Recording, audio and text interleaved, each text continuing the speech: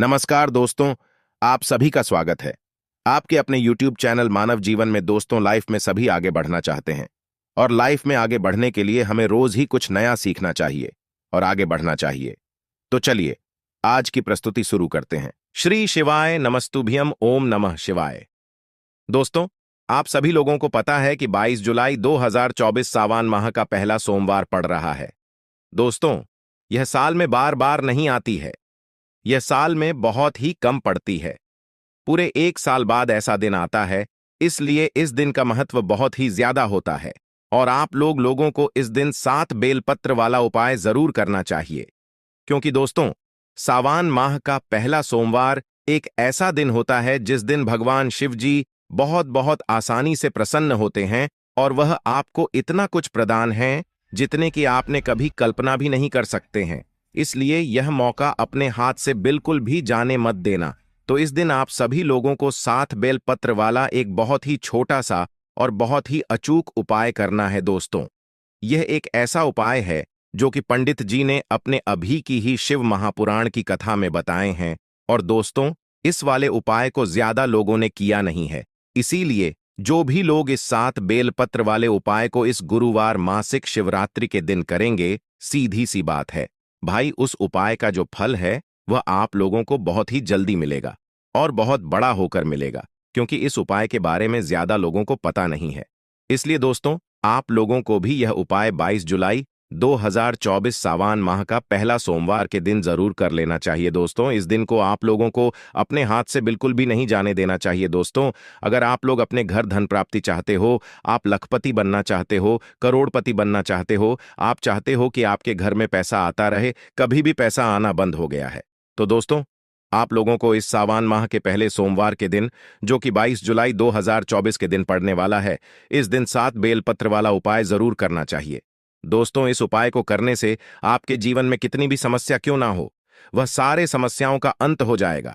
आपके घर में धन नहीं आता है, धन आता भी है तो वह टिकता नहीं है, या फिर और भी कहीं प्रकार की समस्या आपके जीवन में चली आ रहा है। इसका एक ही कारण है, आपके घर में कोई ना कोई दोष है, चाहे वह पितृ दोष हो सकता है या मंगल दोष हो सकता है या फिर और भी कहीं प्रकार की दोस्त हो सकता है। लेकिन अगर आप इस उपाय को सही विधि से कर लेते हैं तो आपको उन दोषों को पता लगाने का भी जरूरत नहीं है। आपका जो भी समस्या है, जो भी परेशानियां हैं, उसका अंत जरूर होगा। और दोस्तों, इस उपाय में आप लोगों को एक भी रुपया खर्च करने की जरूरत नहीं है। आपको सिर्फ 7 बेलपत्र की जरूरत पड़ेगी, जो कि आपको अपने घर में बहुत ही आसानी से मिल जाएगा।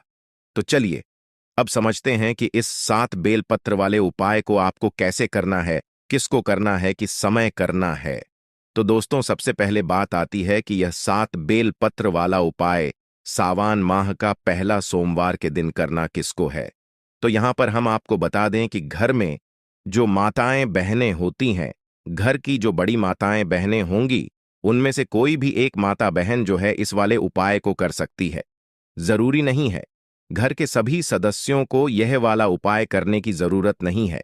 पूरे परिवार का कोई एक सदस्य भी इस उपाय को करता है तो पूरे घर परिवार के सदस्य जनों को जो है इस उपाय को करने का फल मिल जाएगा।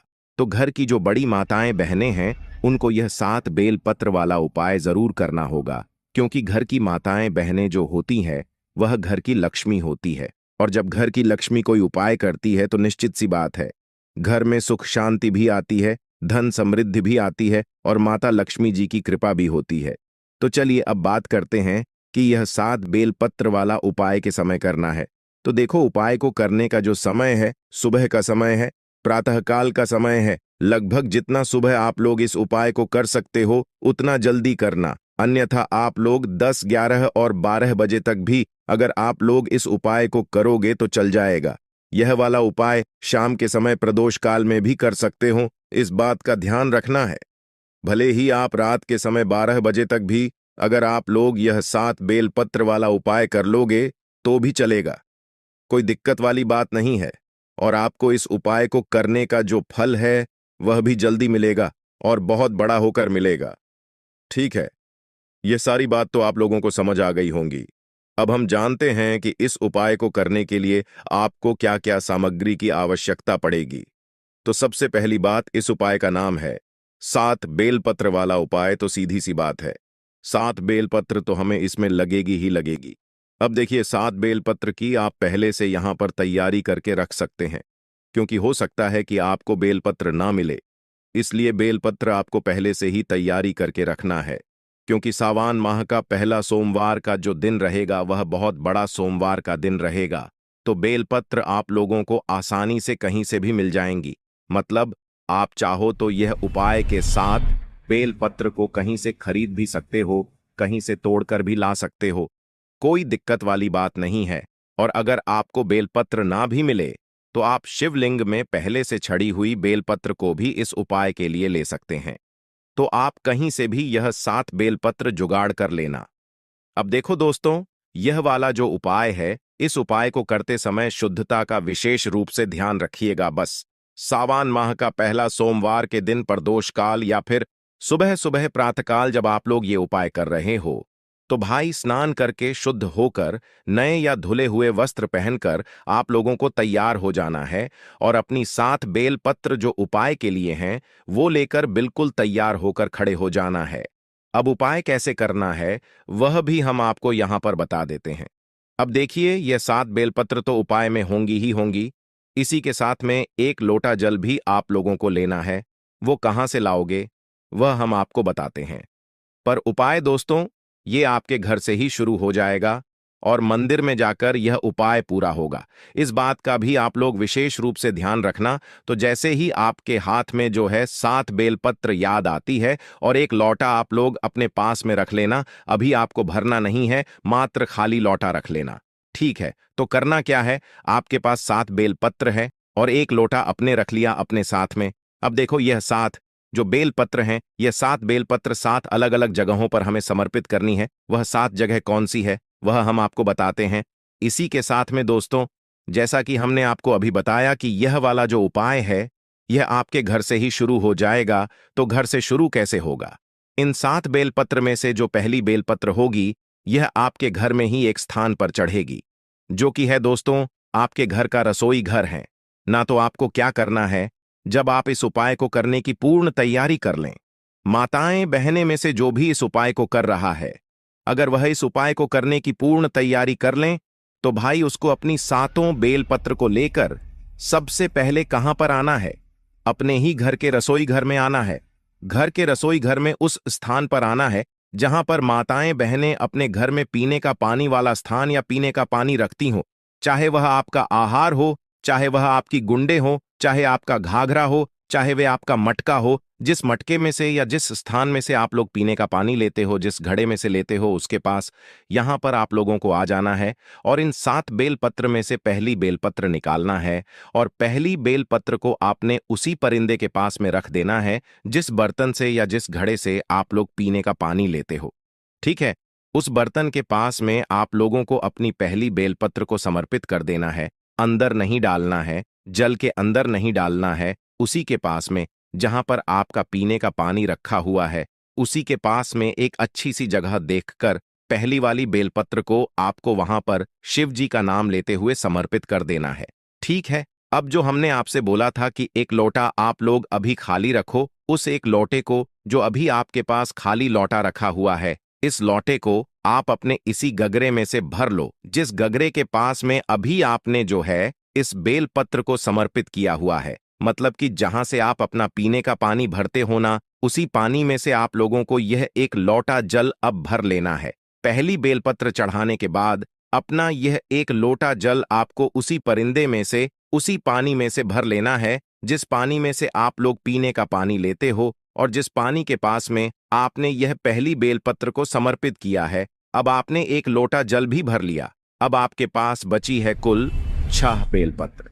ठीक है, अब इन 6 बेलपत्र को कहां कहां पर समर्पित करना है आप लोग सुनो तो देखो। इन 6 बेलपत्र और अपने 1 लोटा जल को तैयार करके आप लोग अपने घर से निकल जाना। अब जैसे ही आप लोग अपने घर से निकलते हो, तो आपके घर के पास में जो भी एक बेलपत्र का पेड़ हो, जो बेलपत्र का बड़ा पेड़ हो, आपके पास 4 बेलपत्र हैं, 1 लोटा जल है, इनको अपने साथ में ही रखकर निकलना है। और जो भी एक बेलपत्र का बड़ा पेड़ आपके घर के आसपास जहां पर भी पड़ता है, आपको आप वहां पर चले जाना है। ठीक है, क्योंकि 7 अलग अलग जगह होंगी, 7 अलग अलग बेलपत्र है। हमारे पास तो पहली बेलपत्र तो हमने अपने घर के रसोई घर में बर्तन के पास समर्पित कर दी है। अब दूसरी बेलपत्र को लेकर जाओगे आप लोग यहां पर बेलपत्र के पेड़ के नीचे। बेलपत्र के पेड़ के नीचे जैसे ही पहुंच जाते हो, बेलपत्र का पेड़ बड़ा होना चाहिए, छोटा नहीं होना चाहिए। तो जैसे ही बेलपत्र के पेड़ के नीचे पहुंचते हो, अपना दूसरे नंबर की जो पत्र होगी उसे निकाल लेना और उसी बेलपत्र के पेड़ के नीचे शिव जी का नाम लेते हुए समर्पित कर देना। ठीक है।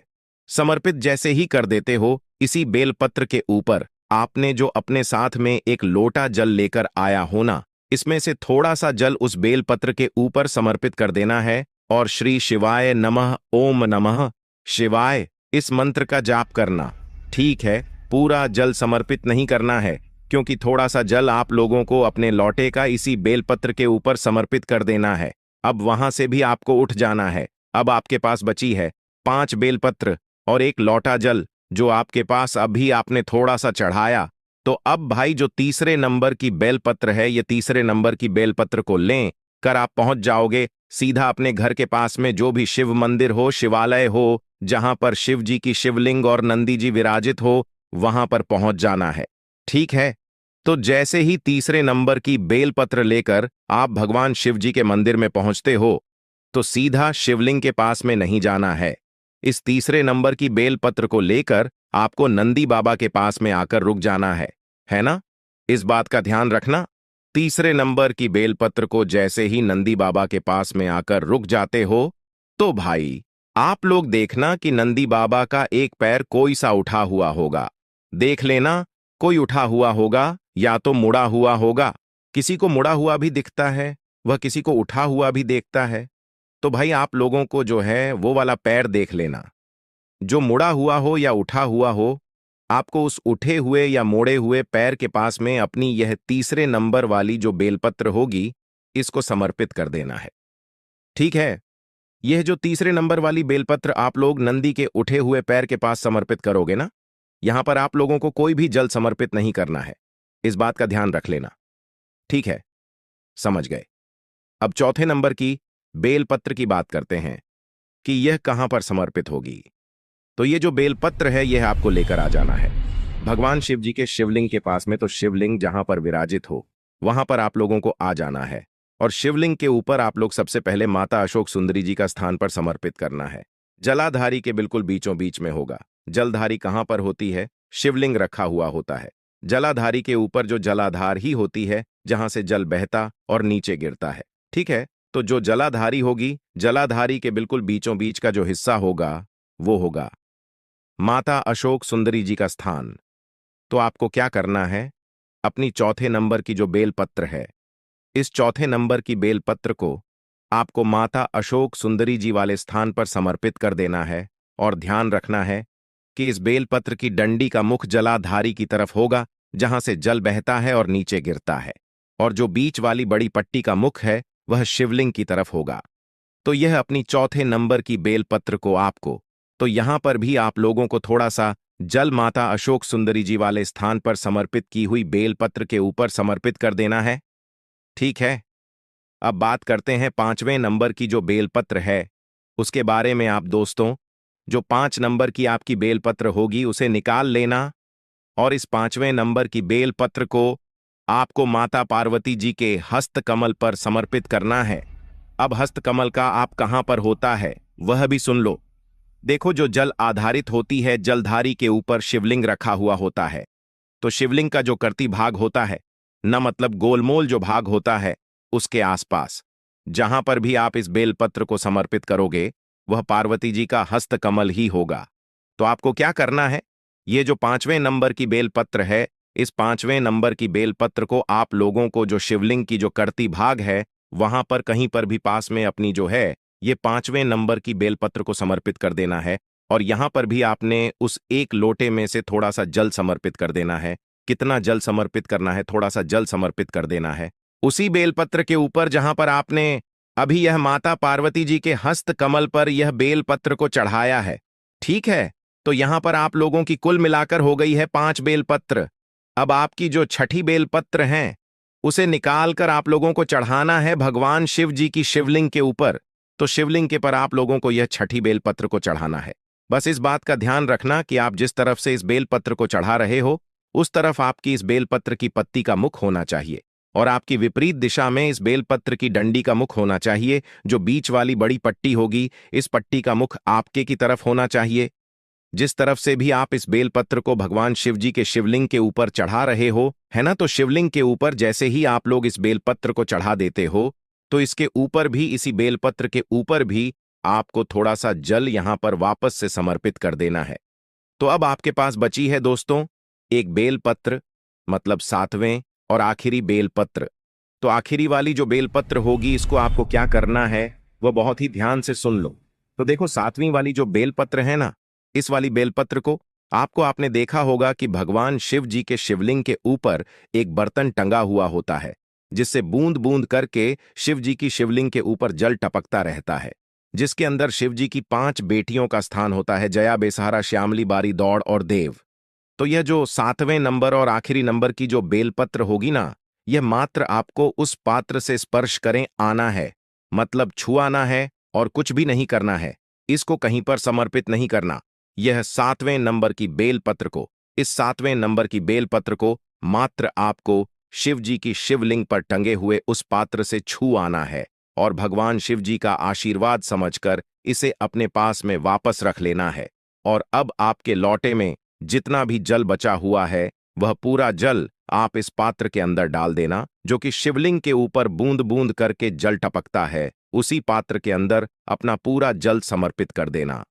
अब जैसे ही आप जल समर्पित कर देते हो उसके बाद में भगवान शिव जी की शिवलिंग के पास में बैठना, अपनी वह मनोकामना आंख बंद करके विनती करके हाथ जोड़कर बोलना, जिसमें मनोकामना के लिए आप लोग यह वाला उपाय कर रहे हो, धन समृद्धि के लिए कर रहे हो तो वह बोलना, लक्ष्मी प्राप्ति के लिए कर रहे हो तो वह बोलना, या आपका कोई काम रुका हुआ हो, अटका हुआ उस काम के लिए कर रहे हो तो अपना वह काम बोल देना।